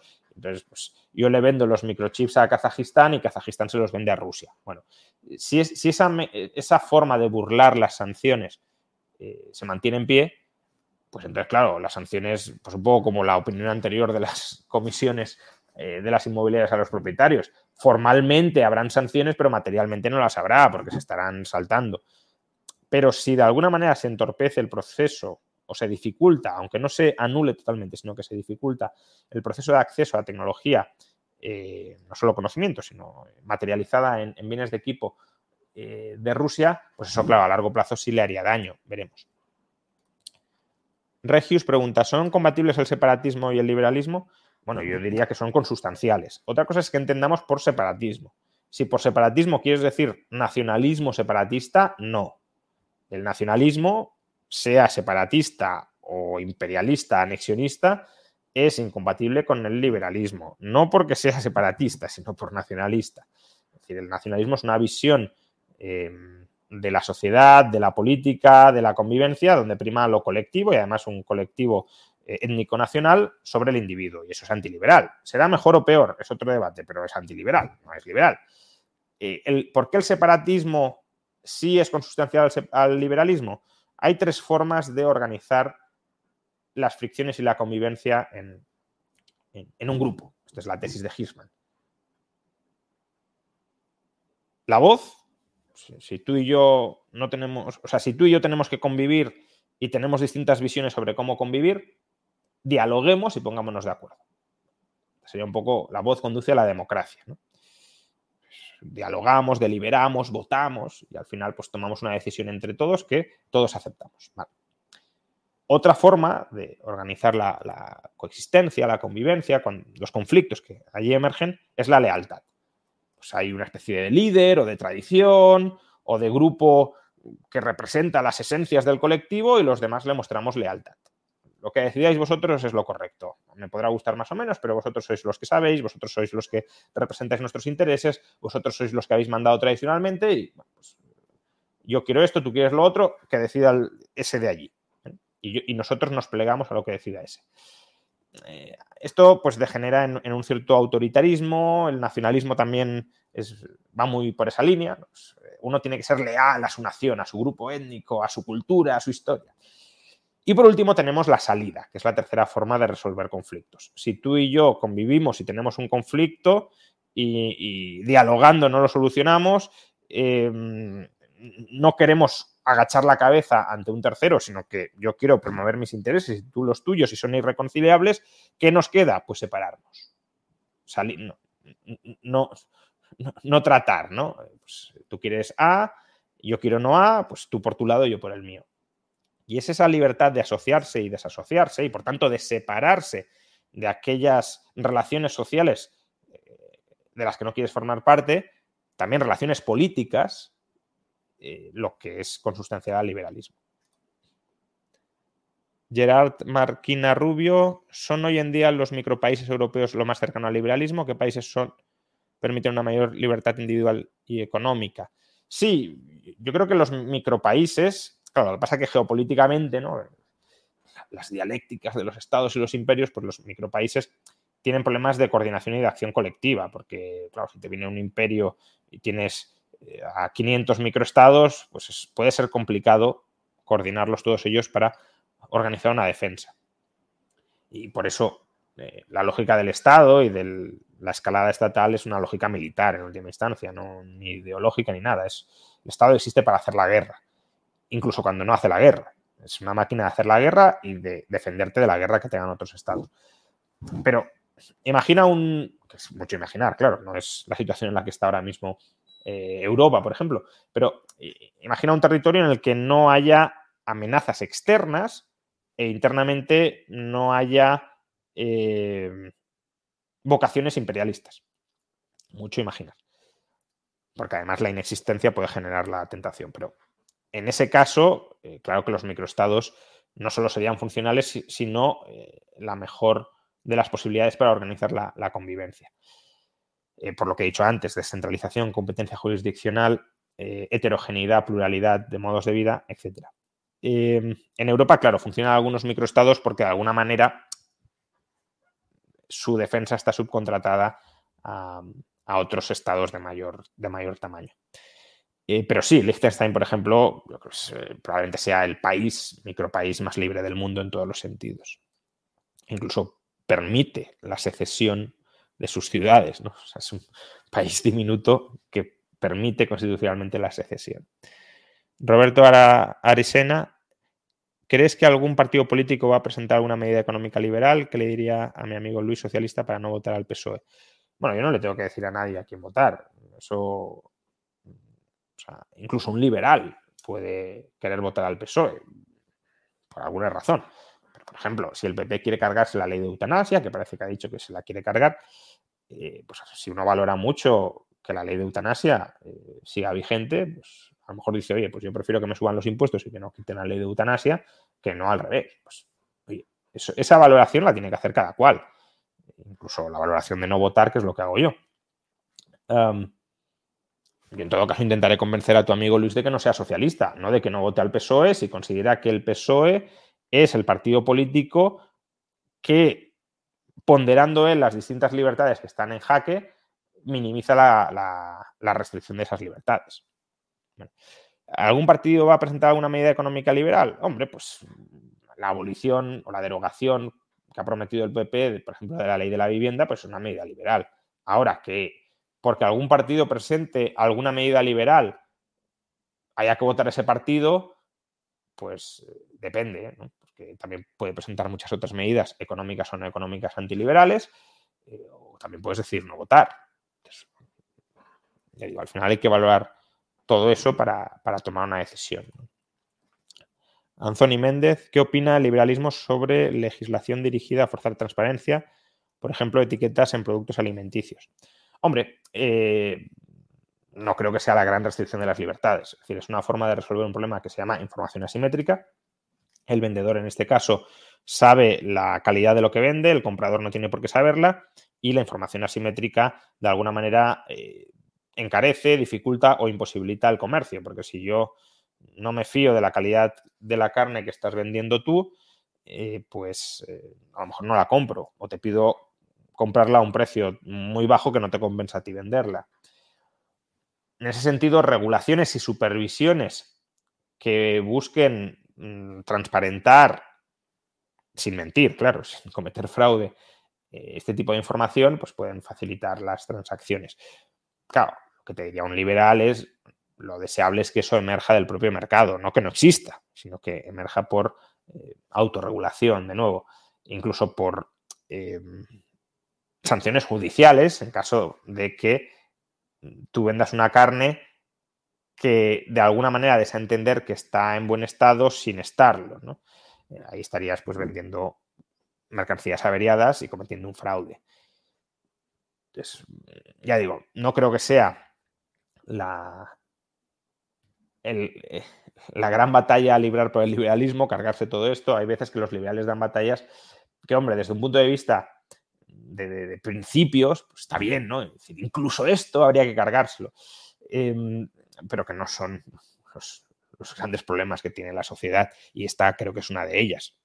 No son restricciones legítimas a la libertad individual, pero tampoco son la gran amenaza a los proyectos de vida de la gente en el ejercicio de esa libertad individual.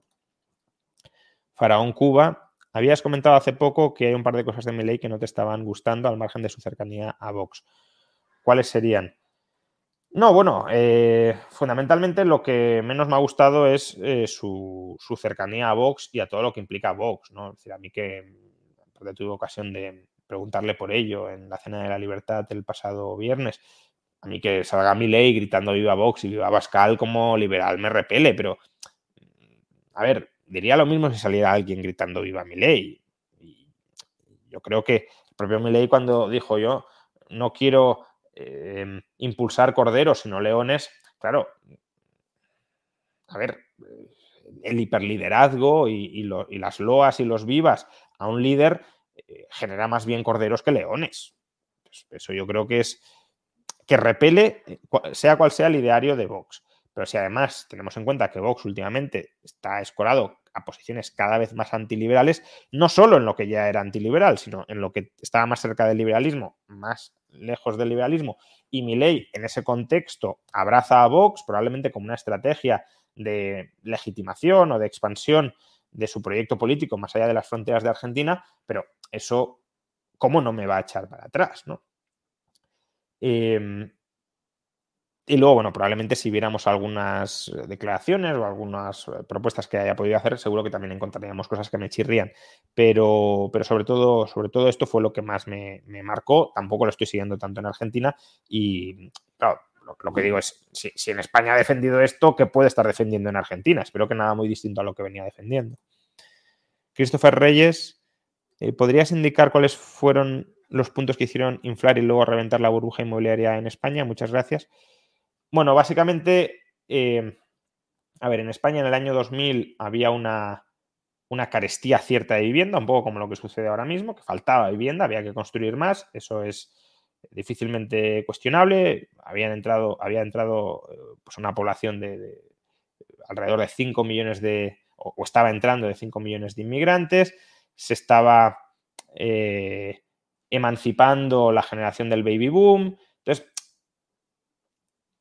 nuevos modelos de familia, todo esto, hacía falta más stock de vivienda. El sector de la vivienda era un sector rentable, porque para construir más vivienda ha de ser rentable construir vivienda.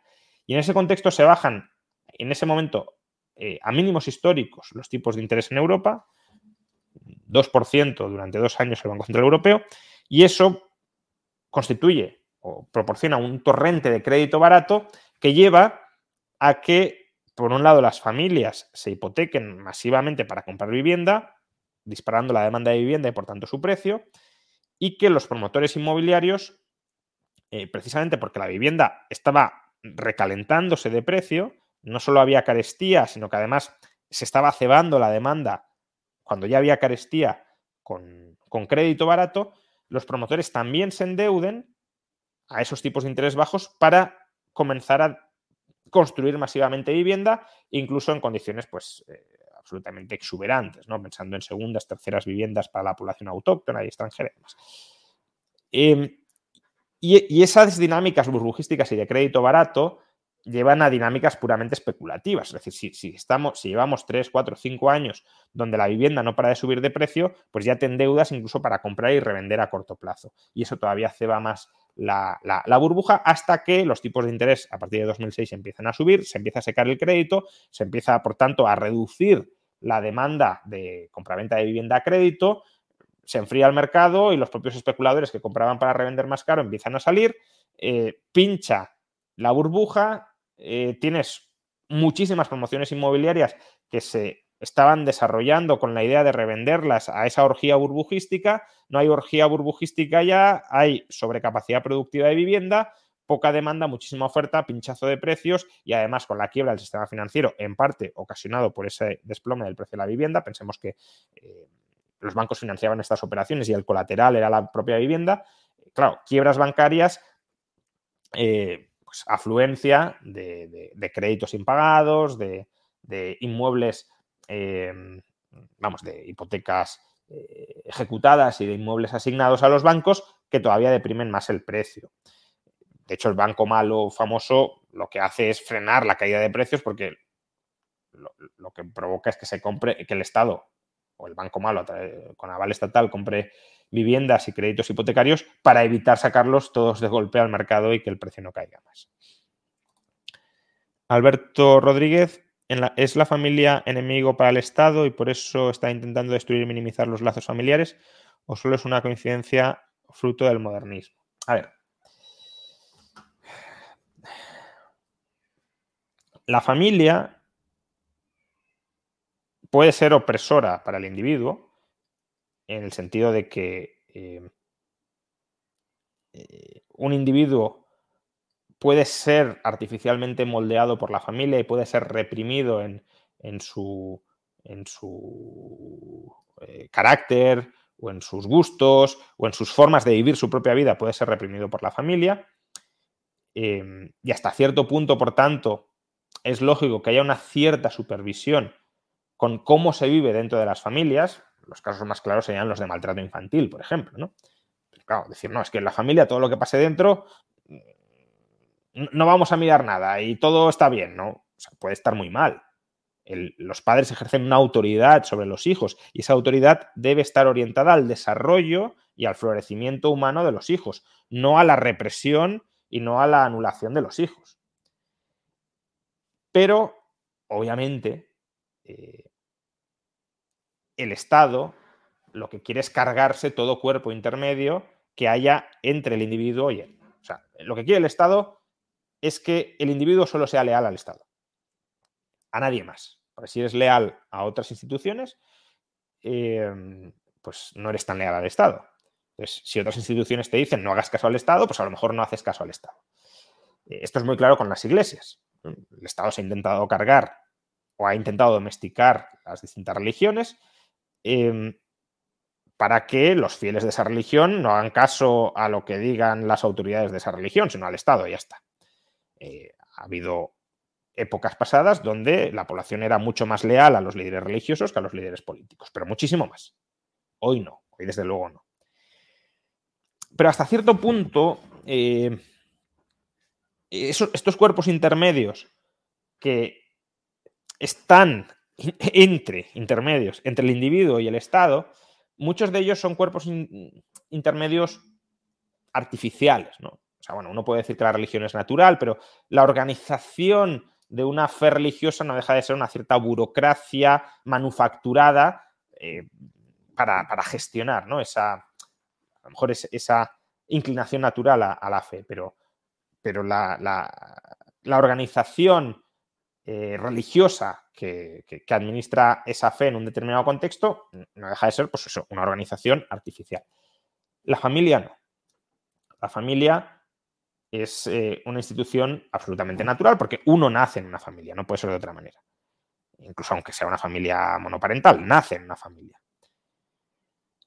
Y claro, es la institución inicial en la que uno se encuentra y es la institución hacia la que naturalmente va a tender a sentir una mayor lealtad, porque es la que te ha criado, la que te quiere de verdad. Bueno, a lo mejor no te quiere, ¿eh? No todas las familias quieren a sus miembros, pero una familia funcional, digámoslo así, es la que te quiere, la que puede incluso estar dispuesta a dar tu vida por la vida de los padres, por ejemplo, por los hijos, y por tanto, claro, si se han tejido lazos familiares funcionales, lazos afectivos y de lealtad funcionales, es la institución más cercana, más inmediata y más estrecha, naturalmente estrecha, que puede tener un ser humano. Con lo cual es la última barrera que existe antes de que el individuo se quede solo frente al Estado. Y por eso, claro que tiene sentido que el Estado se quiera cargar a la familia. No solo a la familia, a todo lo que haya, como he dicho, entre el Estado y el individuo. Y cada individuo aislado y atomizado. Pero el último fuerte, el último y más natural y más resistente fuerte que existe es la familia. Y por eso también tiene sentido que redoble esfuerzos para cargársela. Y con esto no quiero decir, vuelvo al principio, que las familias no puedan llegar a ser opresoras y que no puedan ser necesarios ciertos contrapesos a la familia, de vigilancia más que nada, para proteger a los individuos que puedan estar oprimidos dentro de una familia disfuncional. Pero que tenemos mucho más que perder que ganar de la lucha y de la oposición del Estado a la familia, que claramente se está librando para que el Estado tenga menos contrapesos sociales a su poder. Vamos, yo tengo pocas dudas de esto. Albert Pusek, ¿para cuándo los tomos de Anti-Marx en audiolibro? Bueno, esto ya lo hemos comentado alguna vez. No es viable o no es rentable para la editorial sacar Marx en audiolibro con una transcripción humana. Lo que creo que sí está más o menos en proyecto es que cuando la inteligencia artificial, y no le falta mucho por lo que ya he estado viendo para otras cuestiones, tenga una calidad de lectura y de reproducción similar a la de un ser humano, pues entonces sacarlo en audiolibro porque abaratará mucho los costes de los audiolibros. Pero actualmente con lectura humana no es viable. Y muchas gracias por el superchat. Nimandriu si una religión es un sistema de normas y valores que se basa en la creencia de un orden sobrehumano, ¿qué diferencia hay entre liberalismo y religión? Bueno, que el liberalismo se basaría en un orden sobrehumano racional, es decir, no es una creencia ciega en un conjunto de valores, sino que intentas razonar y asentar racionalmente el porqué de esos valores, en este caso, pues para que pueda haber coexistencia pacífica entre los seres humanos y porque ningún ser humano tiene a priori una mayor consideración o merece una mayor consideración moral que otros, mientras que una religión, el aprendizaje es por revelación, fundamentalmente. Es un Dios que te dice esto es lo correcto y esto es lo incorrecto. ¿Por qué? Porque lo digo yo. El liberalismo no pretende que sea así. O al menos el liberalismo no religioso, ¿no? Porque, bueno, podría haber un liberalismo que diga Dios me ha dicho que la libertad es buena, que la propiedad es buena, pues bueno, serían valores liberales. Otra cosa es cómo has llegado a esos valores liberales, en este caso por revelación o por dogma de fe religioso. Pero el liberalismo que no tiene una raigambre religiosa, básicamente lo que intenta es fundamentar la moral en la razón, que al final eso es lo que se pretendía siempre con el derecho natural. No es algo ajeno a la tradición del derecho natural, ni siquiera a la tradición religiosa del derecho natural. Ariel Morejón, ¿tu opinión personal sobre cómo arreglar Cuba? Bueno, a ver, obviamente acabando con el castrismo y con el socialismo o los restos del socialismo que existan en Cuba, y luego lo que necesita Cuba, pues como cualquier sociedad, es un Estado de Derecho donde se respete la libertad, la propiedad humana y libre comercio. El problema es que no es tan sencillo instaurar eso. Además, muchísimo más fácil de decir que de hacer. Hay experiencias exitosas de transición del socialismo al liberalismo, por ejemplo, todo Centro Europa, más o menos. Y luego las hay disfuncionales. Entonces, esperemos que Cuba, cuando se quite la losa del castrismo-socialismo, pues sea una experiencia funcional y no disfuncional. Desde luego tiene mucho que aprender. O sea, las primeras transiciones del socialismo al liberalismo, bueno, a la socialdemocracia actual, en gran medida se hacían a ciegas porque no teníamos experiencia previa. Ahora sí hay mucha experiencia acumulada durante décadas, sobre todo la década de los 90, de qué procesos de transición han funcionado mejor y cuál es peor. Y, por tanto, los futuros reformadores cubanos, y ojalá lleguen a existir, deberían estar estudiando los procesos de transición exitosos que se han dado en Centro Europa para ver por qué fueron exitosos y también los fallidos, por ejemplo en Rusia, para ver qué falló en esos casos y tratar de los principios generales de qué fue bien y qué fue mal, de aplicarlo al contexto o a la idiosincrasia cubana, que la conocerán ellos y desde luego no yo. Pizarro Martínez, profe, hay una rama de los austríacos que rechazan separar la micro y la macro. ¿Usted cree que es correcto? Bueno, a ver, esto no es algo necesariamente solo de los austríacos. Hoy en día la macro convencional o neoclásica reconoce que necesita estar microfundamentada. Al final, la macro no deja de ser un equilibrio general sobre las dinámicas agregadas del sistema. Ya está. Y eso ha de estar fundamentado en el comportamiento de los agentes y en la interacción del comportamiento de los agentes, no en la interacción entre macromagnitudes.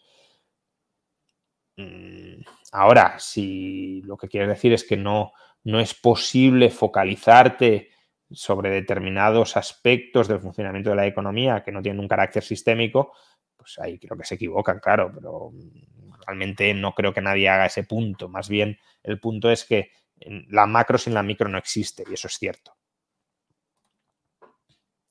David B. ¿Cuáles considera que son los principales desafíos económicos que enfrenta la sociedad actual y cuál sería su enfoque propuesta para abordarlos desde una perspectiva liberal? Pregunta sugerida por ChatGPT.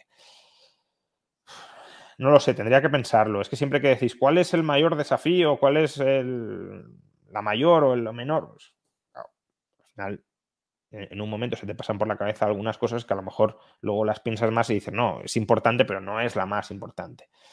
Bueno, o sea, creo que un grave reto de las sociedades modernas es el envejecimiento de la población. Es un reto muy, muy complicado de resolver porque bueno, el estado de bienestar se basa en una población mucho más amplia y creciente que la que vamos a tener en el futuro. Las deudas públicas, si somos menos personas, se agravan, la deuda por persona crece y además la sociedad se vuelve menos innovadora, aunque bueno, con la inteligencia artificial veremos hasta qué punto es así, porque si no tenemos que innovar nosotros, sino la inteligencia artificial, pues no será tanto problema. Pero dejando de lado la inteligencia artificial, porque si la metemos siempre en el análisis, pues no podemos opinar prácticamente de nada sobre tendencias futuras. Claro, una sociedad envejecida es una sociedad con menor propensión a asumir riesgos, con menor vocación a trastocar el statu quo y, por tanto, que invierte menos, sobre todo en proyectos, ya digo, rompedores o arriesgados. Y eso ralentiza el crecimiento y ralentiza el aumento de la productividad. Claro, ahí la cuestión es, o sea, también es verdad que una sociedad más pequeña es una sociedad, o sea, menos poblada, es una sociedad con menor presión sobre los recursos naturales, que parece que es un tema que preocupa mucho en estos momentos y que, por tanto, con un decrecimiento de la población, en parte se aliviaría. Pero en general yo tiendo a ver más, creo que la teoría económica así también lo hace y la historia económica nos pone de manifiesto que en términos generales es lo acertado, tiendo a ver más a las personas como cabezas o como mentes que como estómagos, es decir, más como generadores netos de recursos que como consumidores netos de recursos. Por eso, una población creciente y expansiva, es decir, una población donde puedan nacer personas geniales, genios, que revolucionen la tecnología, las formas sociales y que ese nuevo conocimiento se pueda generalizar por toda la sociedad y se pueda beneficiar de él toda la sociedad, creo que esas sociedades con un perfil demográfico expansivo tienden a ser más fructíferas que las poblaciones o las sociedades con poblaciones estancadas y envejecidas. ¿Cómo lo soluciona el liberalismo? No creo que aquí el liberalismo tenga una respuesta completa. Muchas veces no la tiene tampoco. A veces le pedimos al liberalismo más de lo que el liberalismo puede dar, ¿no? El liberalismo es un sistema para permitir la coexistencia pacífica de las personas, no es un mecanismo para solucionar todos los problemas que haya en sociedad. El liberalismo posibilita que la sociedad se autoorganice para buscar soluciones a los problemas que percibe la sociedad, pero no crea programas o no crea mecanismos institucionales expresamente dirigidos a solucionar todos los problemas. O sea, la drogadicción, por ejemplo, pues el liberalismo admite la libertad de drogas, pero eso no significa que la drogadicción no pueda llegar a ser un problema. Entonces, ¿cómo soluciona el liberalismo la drogadicción? No, es que eso le compete a la sociedad autoorganizarse para formar e informar a la población de que no abuse de las drogas y especialmente de determinadas sustancias que pueden ser muy, muy destructivas. Pues aquí lo mismo, es decir, para conseguir una reversión de las tendencias decrecentistas de la población, necesitas una cultura natalista. Es decir, necesitas revigorizar socialmente, ennoblecer socialmente, conferirle estatus social a la natalidad. Que tener hijos sea socialmente bien percibido, que sea socialmente valioso.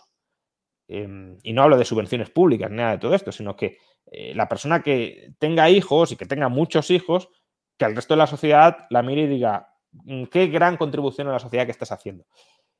Y claro, eso el liberalismo no. ¿Cómo consigues que prevalezca esa visión natalista? Eso el liberalismo no te da la respuesta.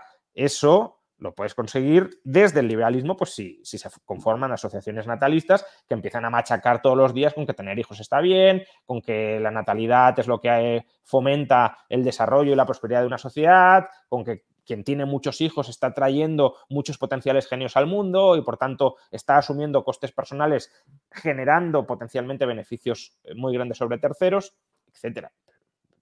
Digo, eso es la autoorganización de la sociedad que posibilita el liberalismo, no el liberalismo como tal. No estamos en esas. Hay sociedades que lo han logrado, claramente Israel, pero yo creo que la solución va más por intentar dar paguitas y subvenciones que, hombre, hasta cierto punto puede en el margen arreglar algo, pero no es ni mucho menos la solución. ¿Tiene usted alguna opinión sobre el estoicismo? Personalmente veo que tiene mucho en común con el liberalismo.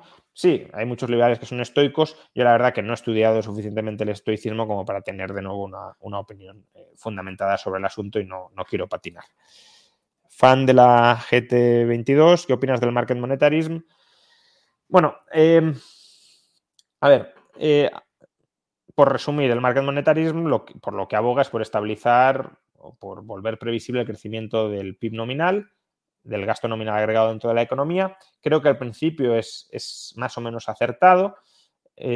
Básicamente es un intento de no generar desequilibrios monetarios, de que haya equilibrio monetario, de que si hay un incremento de la demanda de dinero, aumente la oferta de dinero para estabilizar el flujo monetario, y que si hay una caída de la demanda de dinero y por tanto un aumento de la velocidad de circulación, hay una reducción de la oferta de nuevo para estabilizar el flujo monetario. Pero hay un gran problema que es común al monetarism y al market monetarism, y es que hablan de crear oferta monetaria, M, en un régimen de moneda fiat, y la oferta monetaria se genera socialmente contra activos. Es decir, el dinero o los medios de intercambio que generas en forma de activos financieros, porque en última instancia estamos hablando de activos financieros, financian algo. Y lo financian sea como sea. Quiero decir, si tú le das el nuevo dinero creado al Estado, el Estado financiará algo. Si lo hace el Banco Central, pues el Banco Central genera pasivos contra algunos activos. Entonces, corriente de financiación va a haber. Y la cuestión es, esa oferta monetaria, ¿contra qué la generan? ¿Qué proyectos financian con ella? Decir, no, la generan contra deuda pública. Bueno, pues entonces será el Estado el que tenga que canalizar la financiación que obtiene vía pública en proyectos. Y yo creo que esa es la gran cuestión, ¿no? Quien siga mis debates de teoría monetaria sabrá que yo soy partidario de la doctrina de las letras reales. Básicamente, la doctrina de las letras reales la podríamos reconducir hacia una especie de market monetarism, donde lo que está diciendo es que genera la oferta monetaria contra activos de corta duración desde un punto de vista de la estructura productiva agregada, es decir, contra bienes de consumo o bienes de consumo comercializables, mercancías destinadas al consumo, o contra bienes muy cercanos a convertirse en bienes de consumo. Porque solo así preservarás la liquidez del dinero que estás generando. Entonces, claro, si reinterpretamos así el market monetarism, pues estaría de acuerdo, pero es que eso no lo dicen los market monetarists. Entonces, claro, si tú generas la oferta monetaria para financiar inversiones de largo plazo, estás generando una descoordinación social. Y ahí la crítica austríaca, o bueno, la visión austríaca del ciclo económico, pues creo que tiene bastante que decir. Si tú creas, o sea, si tú estabilizas el equilibrio monetario aumentando la oferta contra activos a largo plazo, activos duraderos, lo que estás haciendo es reducir artificialmente los tipos de interés a largo plazo y por tanto estás incrementando artificialmente o descoordinadamente, si lo queremos, la inversión a largo plazo. Asha Arregui, ¿qué opinión te merece la tesis que relaciona la ideología con el código genético del individuo? Hace ya algunos años que Punset hablaba sobre ello. Bueno, desde luego es una tesis bastante extendida. Hasta cierto punto el libro de la mente de los justos pues va un poco en esa dirección, ¿no? Tenemos ciertas intuiciones morales y esas intuiciones morales, el libro de Jonathan Haidt, esas intuiciones morales las intentamos racionalizar con ideas. Es decir, no es tanto que nuestra ideología sea fruto de la razón pura, es un poco lo que antes he dicho. Bueno, el liberalismo intenta, ¿en qué se diferencia el liberalismo de la religión? Pues que el liberalismo intenta reflexionar racionalmente sobre las normas y la religión pues es por revelación, ¿no?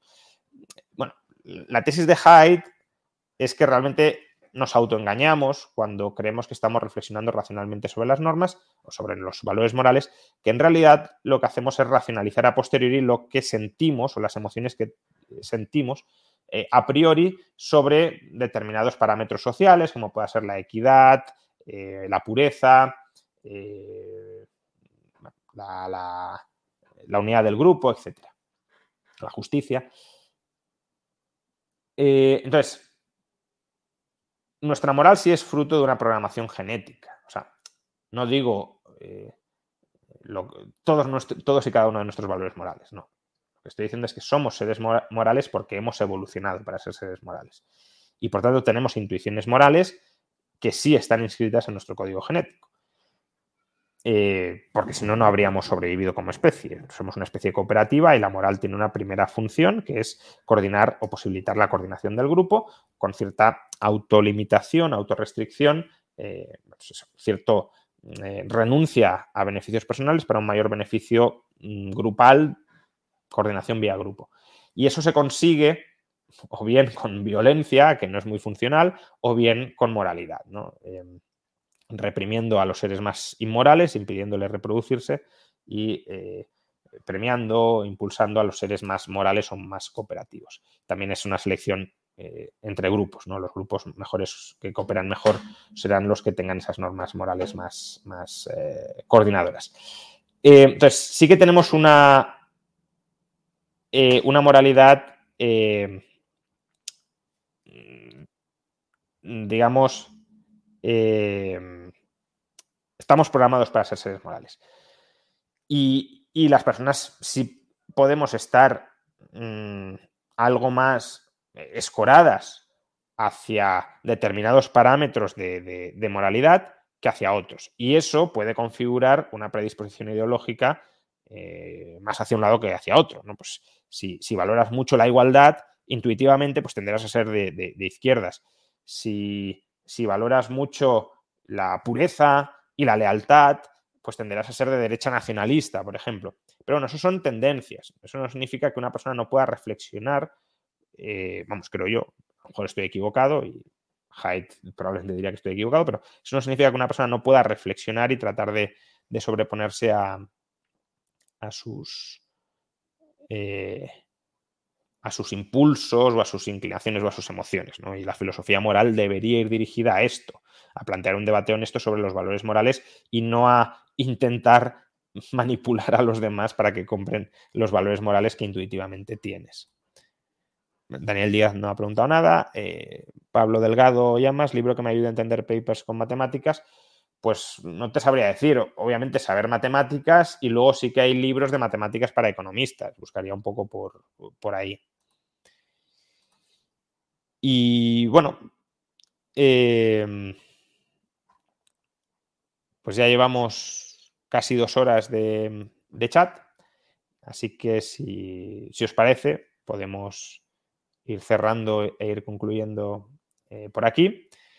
Solo recordaros antes de terminar pues que este chat yo me lo he pasado bastante bien hoy. Ha habido preguntas muy, muy interesantes, muy jugosas, atípicas frente a las que suele haber en muchas ocasiones en otros chats. Además, muy desligadas todas de la actualidad política. Yo digo, me van a preguntar por los últimos teatrillos de Podemos y demás. No, afortunadamente no. Pues este chat, que yo me lo he pasado bastante bien, que además se va a quedar en directo en el canal de YouTube, si os habéis enganchado más tarde, va a quedar subido y grabado. Ha estado patrocinado por TaxDown, la aplicación de la que os he hablado al principio y que antes de terminar pues voy a repetir algunas palabras. Es una aplicación para que podáis optimizar vuestra declaración de la renta frente al borrador que os mandará Hacienda, que en muchos casos puede ser un borrador donde no todos los beneficios fiscales estén aplicados y donde, por tanto, estáis pagando más impuestos de los que deberíais pagar y, por tanto, estáis alimentando a la bestia más de lo que deberíais alimentarla.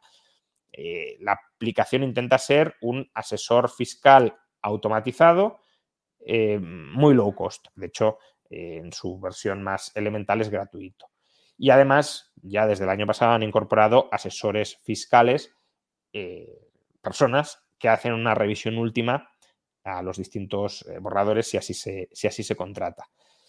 Bueno, pues si os interesa, ahora que estamos en periodo de pasar por la caja del fisco, finales de mes termina el momento de presentar la mordida o la declaración sobre la mordida, pues bueno, podéis consultar la aplicación a ver si os encaja y si os es útil. Ya digo, la descarga es gratuita y el uso básico también. La privacidad de los datos está garantizada y bueno, pues si os encaja y os podéis ahorrar algunas decenas o centenares de euros de vuestra declaración, pues bienvenidos desde luego serán. Ya es una aplicación que lleva bastantes años en funcionamiento. De hecho, yo creo que llevamos hablando de ella en el canal desde hace 3 o 4 años y hablamos por estas fechas, claro, que es el momento en el que resulta más útil. Así que nada, muchas gracias a TaxDown por bueno, volver a confiar en el canal y a todos vosotros por haberme acompañado y habernos acompañado durante estas prácticamente 2 horas de chat y de conversación en directo. Volveremos la semana que viene. La semana que viene tendremos varios directos. Y uno de ellos ya os lo comenté, directo para hablar sobre la Universidad de las Hespérides que estamos lanzando, que estamos ahora mismo en proceso de promoción y de lanzamiento para el próximo curso académico. Muchas gracias a todos, muy buenas noches y nos vemos en breve.